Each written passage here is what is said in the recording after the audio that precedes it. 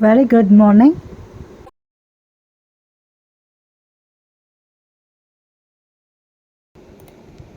முற்காலத்தில் பசுமையான காடுகளால் சூழப்பட்ட ஒரு பெரிய கோட்டையில் அழகிய இளவரசி ஒருத்தி வாழ்ந்து வந்தாள்.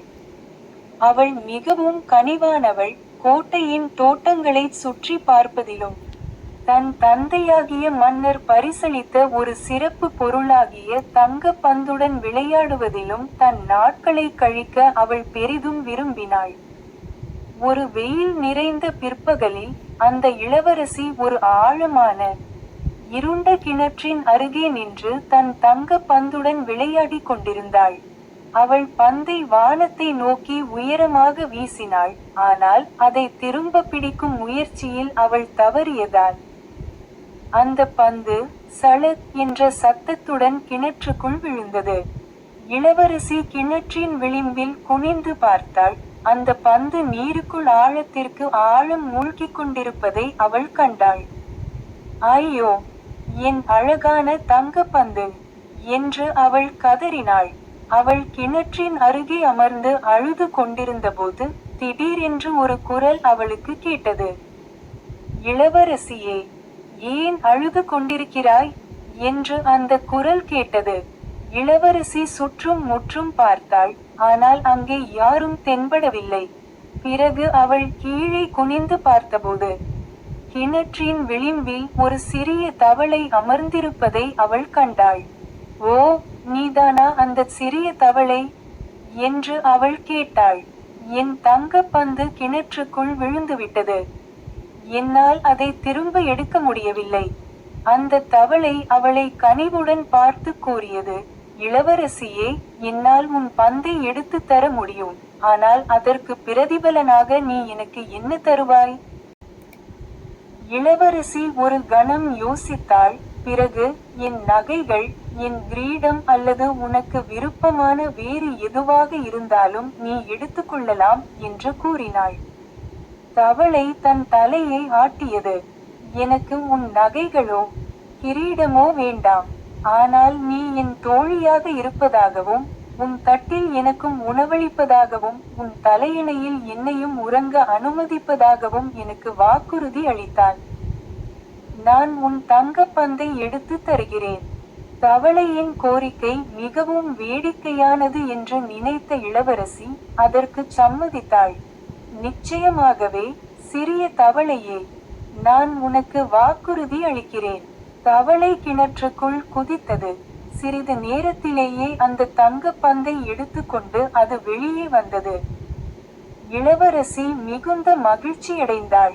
தவளையிடமிருந்து அந்த பந்தை வாங்கிக் கொண்டாள். தான் அளித்த வாக்குறுதியை முற்றிலுமாக மறந்துவிட்டு அவள் கோட்டையை நோக்கி ஓடினாள். அன்று மாலை இளவரசி தன் தந்தையுடன் இரவு உணவு உண்ண அமர்ந்திருந்தபோது கதவில் யாரோ தட்டும் ஓசை கேட்டது. மன்னர் கதவை திறந்தபோது அங்கே அந்த தவளை அமர்ந்திருப்பதை அவர் கண்டார். இளவரசி தனக்கு அளித்திருந்த வாக்குறுதி குறித்து அந்த தவளை மன்னரிடம் விளக்கிச் சொன்னது. அறிவுக்கூர்மையும் நேர்மையும் மிக்க மன்னர் தன் மகளை பார்த்து கூறினார், வாக்குறுதி என்பது வாக்குறுதிதான் என் அன்பே. நீ அளித்த வாக்கை நீ கண்டிப்பாக காப்பாற்ற வேண்டும்.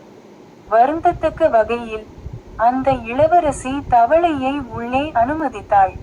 அந்த தவளை மேஜையின் மீது தாவி ஏறி அவளுடைய தட்டிலிருந்த உணவை சாப்பிட்டது. அன்று இரவு அது அவளுடைய தலையணையின் மீது படுத்து உறங்கியது. இது விசித்திரமாகவும் விரும்பத்தகாததாகவும் தோன்றினாலும் அவள்தான் அளித்த வாக்கை நிறைவேற்றினாள். மறுநாளும் அதற்கு அடுத்த நாளும் அந்த தவளை தொடர்ந்து அவளுடைய தட்டிலேயே சாப்பிட்டு அவளுடைய தலையணையின் மீதே உறங்கி வந்தது. ஆனால் நாட்கள் செல்லச் செல்ல அந்த இளவரசி தவளையை வேறு கண்ணோட்டத்தில் பார்க்க தொடங்கினாள். அவள் அதன் கனிவையும் சாந்தமான இயல்பையும் உணர்ந்தாள். அதன் மீது அக்கறை கொள்ளவும் தொடங்கினாள்.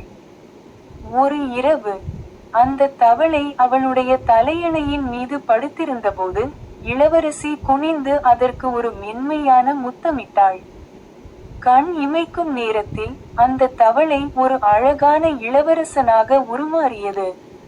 ஆச்சரியத்தில் இளவரசி மூச்சு திணறி நின்றாள். அந்த இளவரசன் விளக்கினான், ஒரு கொடிய சூனியக்காரி என்னை சபித்து தவளையாக மாற்றிவிட்டாள். ஒரு உண்மையான நண்பனின் முத்தம் மட்டுமே அந்த சாபத்தை முறியடிக்க முடியும். அன்புள்ள இளவரசியே, உன்னுடைய கனிவுக்கும் நட்புக்கும் மிக்க நன்றி. இளவரசியும் இளவரசனும் மிகச்சிறந்த நண்பர்களாக மாறினர். விரைவில் அவர்களின் நட்பு காதலாக மலர்ந்தது. அவர்கள் திருமணம் செய்து கொள்ள முடிவெடுத்தனர். அந்த முழு ராஜ்யமே அவர்களின் திருமணத்தை வெகு சிறப்பாக கொண்டாடியது. கனிவு, வாக்குறுதிகள் மற்றும் உண்மையான நட்பு ஆகியவற்றின் வல்லமையை எப்போதும் நினைவில் கொண்டு அந்த இளவரசனும் இளவரசியும் அதன்பின் என்றென்றும் மகிழ்ச்சியுடன் வாழ்ந்தனர். Thank you and bye. Like, share and subscribe for more videos.